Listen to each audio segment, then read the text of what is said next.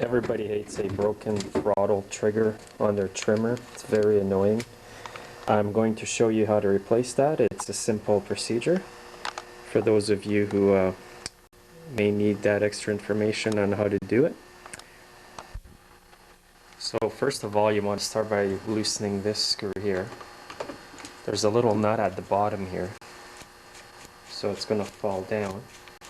There you go. Okay, we just want that loose for now. And then take these 3 screws off here. There's one here, and again a little nut fell down. You want to make sure you don't lose those.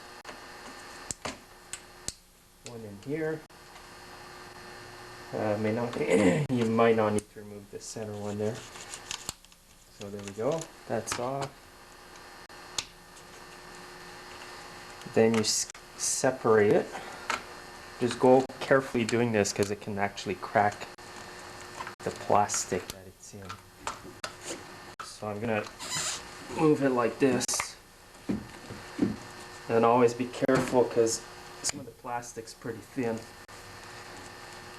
because the whole plastic thing is connected underneath the grip there, the handle grip. So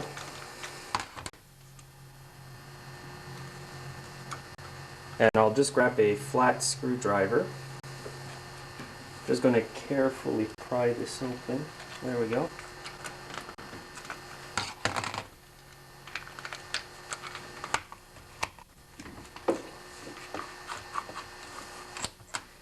And if you loosen the screw in the center here, what that allows you to do is to slide the whole thing back with the cable and all, which you don't need to take it off the whole way.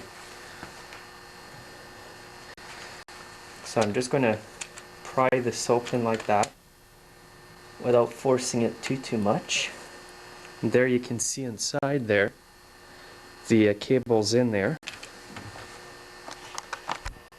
So when you pry it open, you can see how the cable is on the trigger.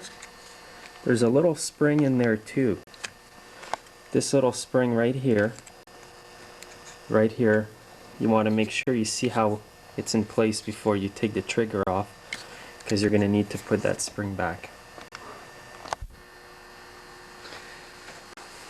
So I'm going to pull up on the trigger,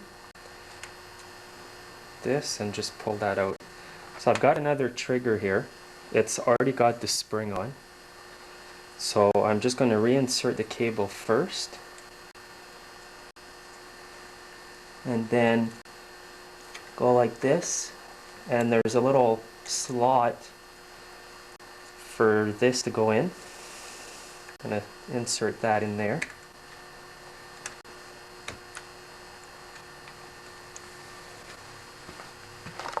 So you can see the little spring there. It goes here and it goes down on the other end. It's pretty simple. Make sure you've got the spring on the trigger when you put it in. And I'm just going to close her up now. You can actually grease it up a bit in there. You can just put a bit of grease on the pivots here and all that. And maybe a bit of liquid wrench down in the cable. It'll just make it easier.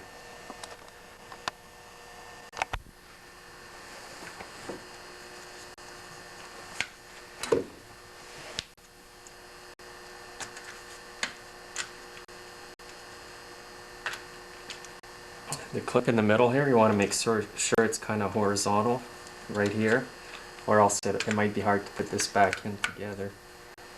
So just gently kind of squeeze it back together.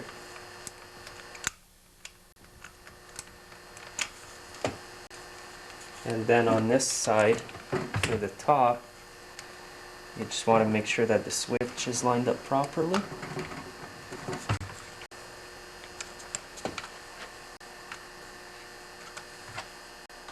This clip here is getting caught. There we go. So this clip in the center, it can prevent you from shutting the cover properly, so just keep an eye on that. And then just put the nuts back underneath. Nice and slotted hole for them.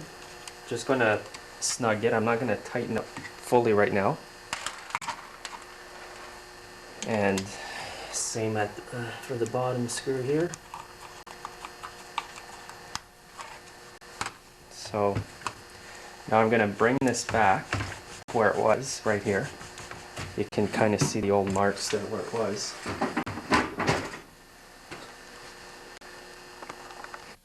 And I'm going to slide the grip back. So that seems pretty good. I'll make sure it's lined up straight with the machine there. And this clip here goes right over the plastic.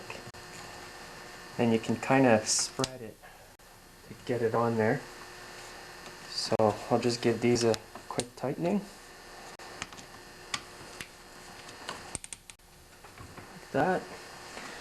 And don't forget the center screw here, which holds the throttle mechanism to the handle.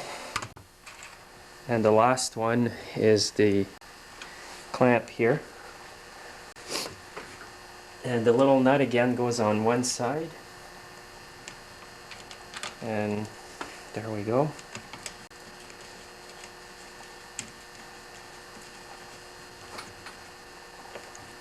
So you can tighten these fairly tight because you don't want the handle to slide off the shaft. So I'll just double check these. That's good. And the throttle works. And again, you can kind of line this up with the engine vertically like that. And you can see here from the carburetor that the throttle trigger does work well. So I'm going to give it a start just before I give it back to my neighbor. Okay, just give it a shot of primer.